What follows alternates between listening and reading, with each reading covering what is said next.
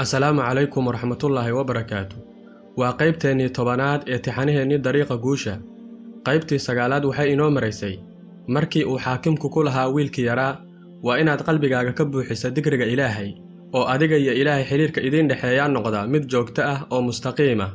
Markii ay sheekadu halkaas maraysay ayuu wiilkii yaraa xaakimkii ku oranaya ma intaas ayay ku dhamaatay silsiladu. Kadibna xaakimkii ayaa ugu jawaabaya maya, intaan waa qayb yar oo kamid ah wixii Ilaahay ina siiyay. Waxaa jiro arrimo badan oo aan gadaal ka baran doono intaan dariiqa guusha ku taagannahay, laakiin intani waa aasaaskii ama hal abuurkii dariiqa guusha, taas oo ah ku xirnaanshada Ilaahay. Wiilkii yaraa ayaa xaakimkii weydiiyay waa maxay aasaaska labaad ee dariiqa guusha. Xaakimkii ayaa ku jawaabay waa akhlaaqda. Akhlaaqdu waa sifooyinka ugu muhiimsan ee dadka Ilaahay adeeca ee mukhliska ah. Waxaa laga yaabaa inaad shaqo ku fiican tahay ama maado kamida maadooyinka iskuulka aad ku fiican tahay, laakiinse haddii aysan akhlaaqdaadu fiicnayn sidee baad ku gudbin kartaa waxaas aad ku fiican tahay? Bini'aadamka quluubtiisa akhlaaqda ayaan ku kasbannaa oo aan ku qancinnaa waxa aan doonayno inaan ka dhaadhicinno. Akhlaaqda ayaan ku garannaa masaalixda dadka ka hor inta aanan garan masaalixda nafteenna. Sidaa awgeed ayuu Ilaahay qur'aankiisa ku yidhi isaga oo ammaanaya rasuulkiisa wa innaka lacalaa khuliqil cadiim, waxaad ku sugan tahay akhlaaqda teeda ugu fiican. Ilaahayna ma odhan akhlaaq keliya ee wuxuu yidhi akhlaaqda teeda ugu sarraysa. Nebi Maxamedna calayhi salaatu wasalaam isaga oo arrintaasi adkaynaya ayuu yidhi aniga wax kale la iima soo saarin, waxaa la ii soo saaray inaan dhammaystiro akhlaaqda teeda ugu fiican. Haddaba wiil yahow waxaa waajiba inaad ku baraarugsanaato akhlaaqda iyo qaabka aad dadka kula hadlayso. Waxaan ku siinayaa sacaado yar kadibna waxaan kuu sheegayaa arrin muhiim ah oo ah sida aad ku helayso akhlaaq wanaagsan. Wiilkii yaraa hadalkaas ayuu wax ku darsaday oo wuxuu yidhi mar ayaan waxaan ka akhriyay kitaab arrin la yaab leh. Mid ka mid ah jaamacadaha ugu waaweyn caalamka ayaa waxay samaysay cilmi baaris oo ay ku ogaatay xirfadda qofka uu leeyahay waxa ay ka dhigan tahay kaliya 7%, halka akhlaaqda qofka looga baahan yahay ay ka dhigan tahay 93%. Waqtigaana anigu ma fahmi karayn ayuu yidhi wiilka yari macnaha hadalkaasi ku fadhiyo ilaa aan kitaabkaas akhriskiisaba iska dhaafay, waayo waan fahmi waayey. Maxaa yeelay ma garanayn waqtigaas qiimaha iyo awoodda ay leedahay akhlaaqdu. Tusaale ahaan anigu waxaan soo dhigtay dugsigii hoose, kii dhexe iyo kii saraba, kadibna waxaan galay jaamacadda, haddana masterkii baan diyaariyey, kadibna waxaan soo afjaray PhD.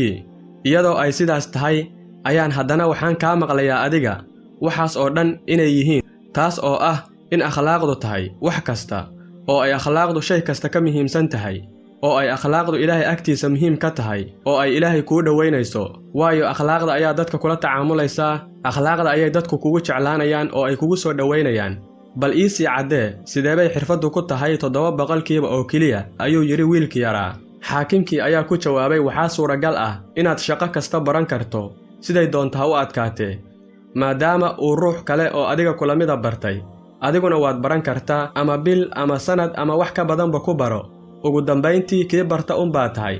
Laakiinse maxay tahay sababta inay jiraan dad guulaysta iyo qaar kale oo fashilma, dad meel sare gaaray iyo qaar aan meel la gaarin, iyadoo haddana ay dadku wadaagaan sifooyinkii afarta ahaa oo aan soo sheegnay? Dadka oo dhan waxa ay leeyihiin dareemada shanta ah: tamar, fikir, waqtiga oo ah 24 saacadood oo maalinkii iyo habeenkiiba ah. Haddaba muxuu yahay farqiga labada qof u dhaxeeya? Muxuuse yahay farqiga u dhaxeeya qofka meel sare gaara iyo midka aan gaarin? Xaakimkii ayaa ku jawaabay waxaad ogaanaysaa in farqiga u dhaxeeya uu yahay wixii aan soo sheegnay. Waxaan arkaynaa in ruuxa meel sare gaara akhlaaqdiisu ay aad u wanaagsan tahay. Haddii ay mushkiladi ka hor timaado si dhaqso ah ayuu iskaga iloobaa, sababtoo ah muu haysto waqti uu ku lumiyo xasuusta wixii ku dhacay. Wuxuuna og yahay in waqtigiisu xadidan yahay oo laga yaabaa in waqtigani uu yahay kiisii ugu dambeeyey oo uu dunida uga tegi lahaa. Wuxuu u fakiraa si sax ah oo wanaagsan. Ruuxa wanaagsani wuxuu naftiisa weydiinayaa had iyo jeer ma dhici kartaa in saacaddani tahay tii ugu dambaysay noloshayda? Jawaabtu waa haa. Naftaada weydii waxa aan hadda samaynayo ma u qalmaa qiimaha waqtiga yar ee ii haray? Haddii aysan akhlaaqdaadu wanaagsanayn oo aad tahay mid carab badan oo had iyo jeer gubanaya oo markii la arkaba wejigiisa ay murugi ka muuqato, wax guul ah ma gaari kartid, waayo adiga ayaa iska soo xiray albaabadii ay guushu kaa soo geli lahayd. akhlaaqdu waa waxa la kaydsado waxa ugu wanaagsan. Horay waxaan uga soo hadalnay iimaanka iyo saamaxaadda. Suuragal maahan inaad si buuxda wax u saamaxdaa ilaa aad noqoto ruux Ilaahay rumaysan, Ilaahay adeecaya oo camalkiisana Ilaahay u baraxtira ama u kali yeela. Taas oo keenaysa inaad oofiso wixii aad Ilaahay iyo dadkaba kula ballantay. Markii aad waxaas oo dhan samayso, taasi waxay ku gaarsiinaysaa inaad yeelato akhlaaq wanaagsan. Waxaan ogsoonnahay in ruuxa akhlaaqda wanaagsani ay dadka oo dhan jecel yihiin, oo ay jecel yihiin in uu la joogo. Waxaad arkaysaa ruux guulaysta sare ah, haddana laakiin keligiis meel taagan. Maxaa yeelay dadku ma jecla akhlaaqdiisa oo xun awgeed. Akhlaaqdu waxa ay ku gaarsiinaysaa meel kasta iyo wax kasta oo fiican.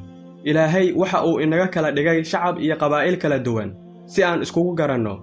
Sida Ilaahay Qur'aankiisa ku sheegay, wuxuuna yidhi sidaan: dadow waxaan idin abuurnay lab iyo dhadig, waxaan idinka dhignay shacab iyo qabaa'il kala duwan si aad iskugu garataan, laakiin kiina Ilaahay ugu dhowi waa kiina Ilaahay ugu cabsida badan.